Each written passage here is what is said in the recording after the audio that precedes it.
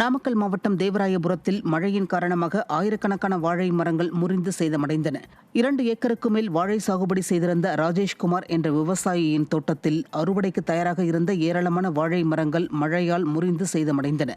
இந்த நிலையில் வெற்றி விளம்பரமாடல் அரசின் அதிகாரிகள் சேதங்களை பார்வையிடாமல் மெத்தன போக்கில் செயல்படுவதாக விவசாயிகள் வேதனை தெரிவித்திருக்கின்றனர். வேலூர் மாவட்டம் வாணியம்பாடி ஊராட்சியில் விஏஓ அலுவலகம் மற்றும் ரேஷன் கடை இடமாற்றம் செய்யப்படுவதற்கு எதிர்ப்பு தெரிவித்து பொதுமக்கள் சாலை மறியலில் ஈடுபட்டனர்.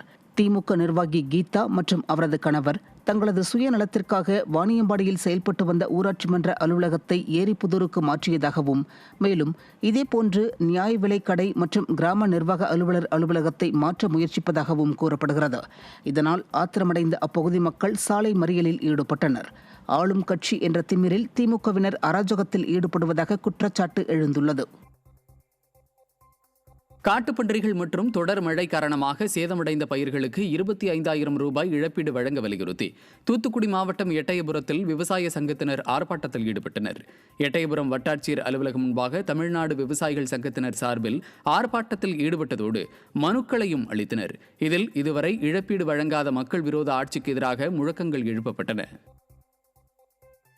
கடலூர் மாவட்டம் பண்ருட்டி அருகே லாரி மீது அரசு பேருந்து மோதி விபத்திற்குள்ளானதில் 10 பேர் படுகாயமடைந்தனர். கும்பகோணத்திலிருந்து 36 பயணிகளுடன் சென்னை நோக்கி சென்ற அரசு பேருந்து பணிக்கன்குப்பம் பகுதியில் சிமெண்ட் ஏற்றிச் சென்ற லாரியை முந்தி செல்ல முயன்றது. அப்போது அரசு பேருந்து லாரி மீது மோதியதில் முன்பக்கம் பலத்த சேதமடைந்தது. இதில் படுகாயமடைந்த பயணிகள் 10 பேருக்கு அரசு மருத்துவமனையில் சிகிச்சை அளிக்கப்படுகிறது. ஸ்டாலின் ஆட்சியில் அரசு போக்குவரத்து ஓட்டுநர்கள் கவனமின்றி பேருந்தை இயக்குவதே இதுபோன்ற விபத்துகளுக்கு காரணம் என பொதுமக்கள் குற்றம் சாட்டுகின்றனர். காஞ்சிபுரத்தில் தமிழக நதிகள் பாதுகாப்பு மற்றும் விவசாயிகள் நல இயக்கம் மற்றும் தமிழ்நாடு விவசாய சங்கங்களின் கூட்டு இயக்கம் சார்பில் 5 அம்ச கோரிக்கைகளை வலியுறுத்தி கவன ஈர்ப்பு ஆர்ப்பாட்டம் நடைபெற்றது.